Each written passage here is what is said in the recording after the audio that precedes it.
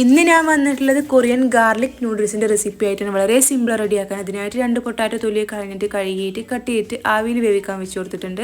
എന്നിട്ട് ഒരു ബൗളിലേക്ക് മാറ്റി കൊടുക്കുന്നുണ്ട്. നന്നായിട്ട് തന്നെ ഉടച്ചെടുക്കുക. ഇനി ഇതിലേക്ക് ആവശ്യത്തിന് ഉപ്പ് ചേർത്ത് കൊടുക്കുക. അതേപോലെ ഇതിലേക്ക് കോൺഫ്ലവറാണ് ചേർത്ത് കൊടുക്കുന്നത്. ചപ്പാത്തിൻ്റെ മാവ് റെഡിയാക്കി എടുക്കൂലേ, അതേ പരുവമാവോളം കോൺഫ്ലവർ ചേർത്തിട്ട് നന്നായിട്ട് ടൈറ്റായിട്ട് കുഴച്ചെടുക്കുക. അപ്പോൾ അത് മാവ് നന്നായിട്ട് കുഴച്ചെടുത്തിട്ടുണ്ട്. എന്നിട്ട് നിങ്ങൾക്ക് എത്രയാണ് വലുപ്പം വേണ്ടത് അതിനനുസരിച്ച് ഓരോ മാവ് എടുക്കുക. കയ്യിൽ വെച്ചിട്ട് ഒന്ന് റോൾ ചെയ്ത് കൊടുക്കുക. എന്നിട്ട് ജസ്റ്റ് ഒന്ന് പ്രസ് ചെയ്ത് കൊടുക്കുക. ഒരു ബോട്ടിൽ വെച്ചിട്ട് ഇതേപോലെ ഷേപ്പാക്കി എടുക്കുന്നുണ്ട്. അപ്പോൾ ഇങ്ങനെ കാണാൻ നല്ല ഭംഗിയില്ലേ. എന്നിട്ട് കുറച്ച് വെള്ളം തിളപ്പിക്കാൻ വെക്കുക. അതിലേക്ക് ഓരോ മാവ് ഇട്ട് കൊടുത്തിട്ട് നന്നായിട്ട് ഇത് പൊങ്ങി വരും. അപ്പോൾ ആ പരുവമാകുമ്പോൾ ഇത് തണുത്ത വെള്ളത്തിലേക്ക് കോരിയിട്ട് കൊടുക്കുക കേട്ടോ.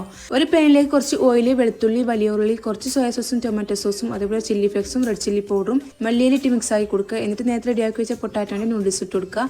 മിക്സ് ആക്കി കൊടുക്കുക. ഇത്രയേ ഉള്ളൂ. വളരെ സിമ്പിൾ റെഡിയാക്കാൻ. അതേപോലെ നല്ല ടേസ്റ്റ്, നല്ല സോഫ്റ്റ് ആണ് അത് കഴിക്കാൻ വേണ്ടിയിട്ട്. അപ്പോൾ നിങ്ങൾക്ക് എൻ്റെ വീഡിയോ ഇഷ്ടപ്പെടുകയാണെങ്കിൽ ലൈക്ക് ചെയ്യുക.